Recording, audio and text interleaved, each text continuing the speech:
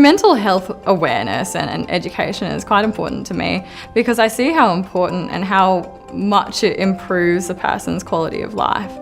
When you have someone who comes in and they have an illness and they've really taken care of themselves, in particular if they've really taken care of their mental health, you often find that their health outcomes are actually better. I think that it's important that we all start talking about it while we have started the conversation, and mental health is no longer such a taboo subject to talk about. I think that greater awareness of making sure that you are on top of your mental health can really help people, particularly when they're approaching the later stages of their life or at a period of time when they're having a crisis. So overall, I think that mental health education, the more education we can get out there, the better the health outcomes are going to be for people. In terms of young people developing mental illness, we see frequently at this point in our lives that the prevalence of mental illness is just growing and growing. And the particular age group where that's a big issue is between the 15 to 25-year-old age group. That could even be extended up to 30, but it's not something that's exempt to the older population as well. I think with young Australians particularly, we've grown up in this sort of era where everything that we experience in our life is constantly documented, and we constantly find ourselves surrounding ourselves with what everyone else is doing. So we're constantly benchmarking ourselves, and that's just sort of in real time as well.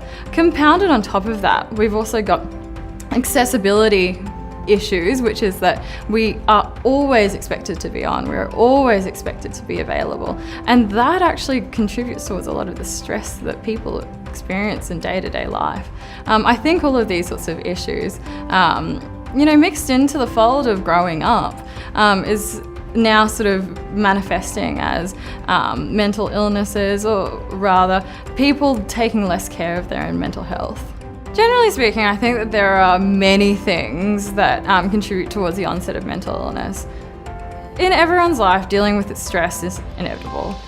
However, when you have some tools to be able to deal with that stress, it can be a lot easier on you.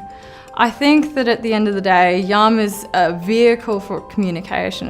It's a way to start a conversation about something. And it's something that a lot of people actually really struggle with starting the conversation about. The YUMM website is set up to be able to provide people with some tips that they can use on everyday life. These are things that everyone can use, and they're going to be quite simple as well.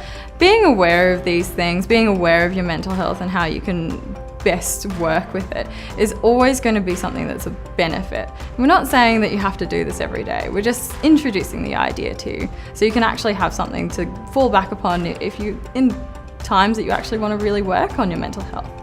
I think that contributing towards YUMM and working towards this is part of a grander scheme, part of a bigger picture of introducing that idea of mental wellness in the community and really reiterating that important message that mental health and mental wellness is something that needs to be worked on.